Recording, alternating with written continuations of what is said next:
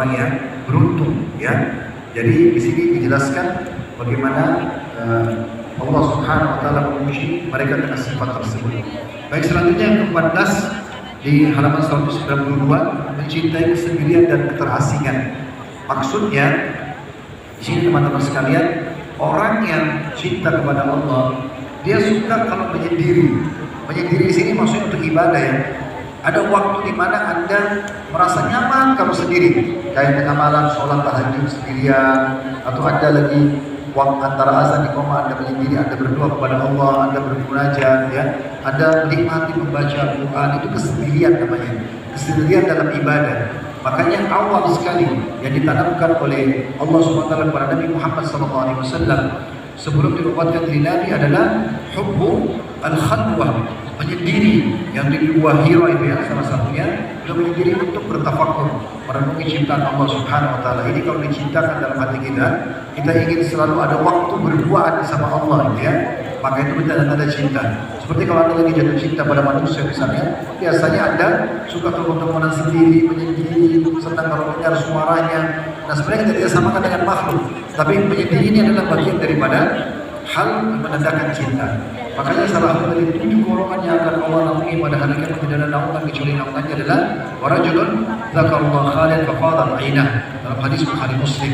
Dan seseorang yang mengingat Allah pada saat dia lagi sendirian, apakah mengingat besarnya nikmat Allah sehingga dia bersyukur, atau mengingat takut dalam hukuman Allah maka dia menangis.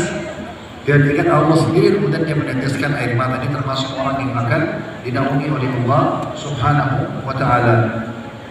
Kemudian yang ke-15 teman-teman sekalian di halaman 197, tunduk dan penghambaan penuh kepada Allah Subhanahu wa taala.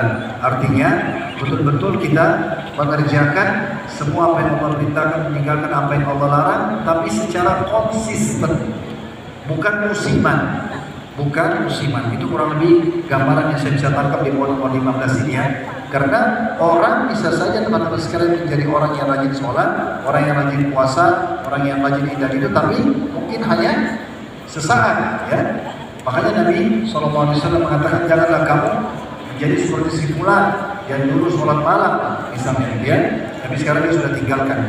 Juga satu sisi yang lain, jangan pernah bangga dengan amal orang lain. Ibu saya dulu itu rajin sekali baca Quran, itu ibumu. Kamu bagaimana?